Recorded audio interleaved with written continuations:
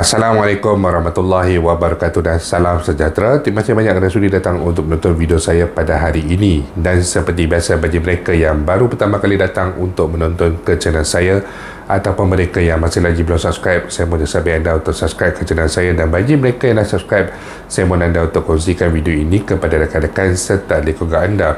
Semoga apa yang saya nak kongsikan sedikit pada hari ini adalah satu perkongsian yang bermanfaat untuk kita semua, insyaAllah. Okey, jadi hari ini saya ingin berkongsikan sedikit berkenaan dengan satu penulisan di dalam sebuah media tempatan semalam, yang mana penulisan daripada penulis tersebut menyatakan dalam tajuk dia adalah isu KWSP menjadi satu, orang kata, untuk meraih populariti lah, modal untuk meraih populariti, yang mana beliau memaksudkan bahawa isu tuntutan berkenaan dengan pengeluaran KWSP, terutamanya sekali pengeluaran secara bersasar, telah menjadi modal terutamanya sekali kepada ahli-ahli politik untuk mereka ini meraih populariti daripada kalangan rakyat, terutamanya sekali daripada pencarum KWSP. Dan ini adalah satu pandangan yang dinyatakan oleh penulis berdasarkan pemerhatian beliau, yang mana beliau telah menjelaskan ataupun menulis dalam artikel berkenaan bahawa selama ini pengeluaran KWSP telah pun diberikan untuk menjadikan satu penyelesaian jangka pendek bagi membantu meringankan beban keuangan ataupun beban yang dihadapi oleh kalangan pencarum. Tetapi pendekatan yang diilhamkan dulu sebagai langkah sementara untuk menyelamatkan nyawa kini telah bertukar menjadi modal populis demi meraih sokongan politik tanpa mengambil kira risiko jangka panjang yang perlu ditanggung sendiri oleh para pencarum. Ini apa yang ditulis. Okey, bajaikan kempen bla bla bla. Okey, tak maulah. Okey, persoalannya, siapa yang akan sanggup bertanggungjawab sekiranya pengeluaran bersasar ini sekali lagi tersasar daripada objektif penyelesaian masalah ekonomi individu?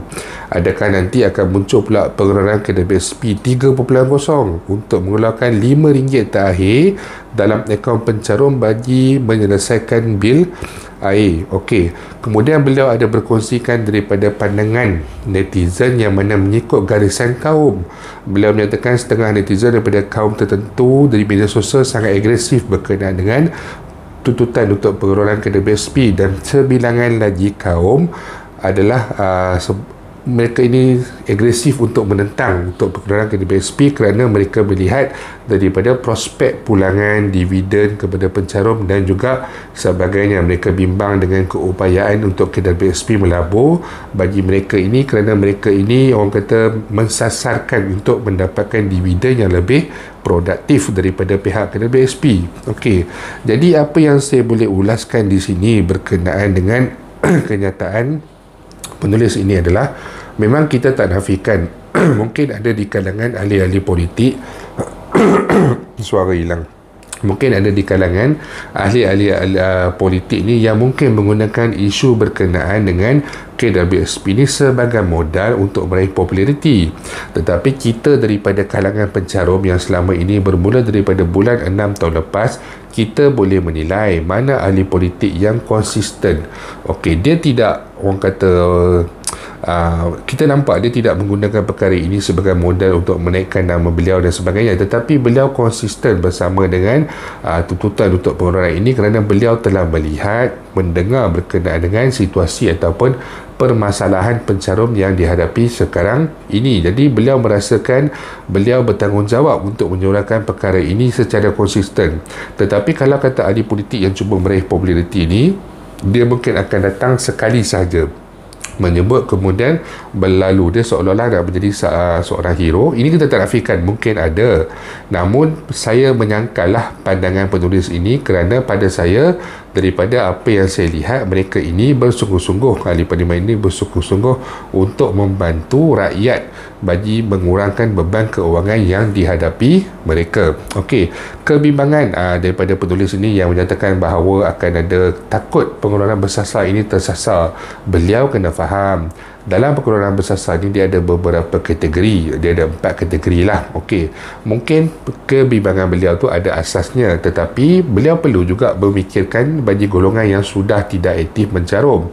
apa yang nak tersasarnya, apa yang nak dibimbangkan apabila mencapai usia persaraan dan sebagainya. Bolehkah penulis menjelaskan kepada saya apa relevannya seorang suri rumah yang berumur belum lagi sampai pada umur persaraan, apa relevan dia untuk beliau membiarkan wang caruman beliau di dalam akaun kedai BSP sedangkan beliau dah lama tidak aktif mencarum. Kenapa tidak diberikan pilihan kepada suri rumah tersebut untuk memilih sama ada ingin mengeluarkan kesemuanya ataupun tidak? Hanya sebab nak dijaga orang kata pelaburan kedai BSP dan sebagainya, kita mungkin akan mengorbankan individu-individu daripada mereka pencarum, daripada kalangan yang tidak aktif mencarum. Adakah perkara ini telah dilihat oleh penulis apabila beliau menyatakan tentang perkara ini? Yang ketiganya adalah apabila beliau memberikan pandangan berkaitan dengan pola kaum. Pola ni orang kata dari segi sudut perbezaan kaum tertentu ni nak minta kedai KSP je, maksudnya nak kata kaum Melayu lah dalam bahasa yang mudah, dan kaum-kaum lain ni macam menentang sebab mereka melihat daripada prospek pelaburan, pengurusan kewangan mereka baik dan sebagainya. Okey. Tetapi penulis dia tidak melihat apabila kita melakukan pengeluaran takhir sebanyak RM10,000 secara one-off, pengeluaran khas RM10,000, jumlah yang mengeluarkan wang caruman tersebut adalah melebihi 7 juta pencarum. Adakah 7 juta pencarum itu semuanya berbangsa Melayu? Sedangkan di dalam setiap kali penjelasan dan sebagainya, golongan ataupun daripada kaum Melayu ini, mereka yang mempunyai baki yang boleh dikeluarkan ni dah merosot banyak sangat. Jadi ramai daripada kalangan Melayu ini yang tidak boleh mengeluarkan wang kedai BSP mereka pada pengeluaran kali ketiga, air citra, maafkan saya, dan juga pada pengeluaran kali keempat, iaitu pengeluaran khas kedai BSP. Jadi kalau 7 juta tu daripada mana pula, sedangkan golongan Melayu ni dah ramai yang tak boleh keluarkan, daripada mana pula mai lagi Melayu lebihan yang ada sampai 7 juta ni? Dan kalau kata saya sendiri, mungkin perkara ini agak sensitif lah. Okay. Tetapi kalau kata saya sendiri di tempat kerja kami mempunyai sekitar 30 orang pekerja. Okey. Dan pekerja Melayu hanya ada 6 orang sahaja. Daripada pengetahuan saya, manakala saya buat konten berkenaan dengan KSP dan sebagainya, ramai yang merujuk kepada saya lah, walaupun masing-masing ada pengetahuan yang lebih hebat dan sebagainya. Tetapi daripada kalangan pekerja Melayu, hanya 4 orang saja, maafkan saya, daripada 6, 4 orang saja yang membuat pengeluaran keempat-empat pengeluaran tersebut, dan 2 lagi tidak mengeluarkan. Tetapi untuk sahabat-sahabat rakan sekerja saya yang bukan berbangsa Melayu, lebih daripada 10 orang, mereka ini mengeluarkan wang caruman mereka untuk keempat-empat pengeluaran yang ada, bermula daripada air lestari, diikuti oleh air sinar, kemudian air citra, dan juga pengeluaran khas RM10,000. Jadi adakah penulis ini apabila beliau menulis pandangan beliau, menulis pendapat beliau daripada data yang beliau peroleh, data yang diperoleh dalam media sosial dan sebagainya, adakah beliau telah melihat di dalam realiti sebuah organisasi ataupun mungkin di sekeliling beliau itu sendiri?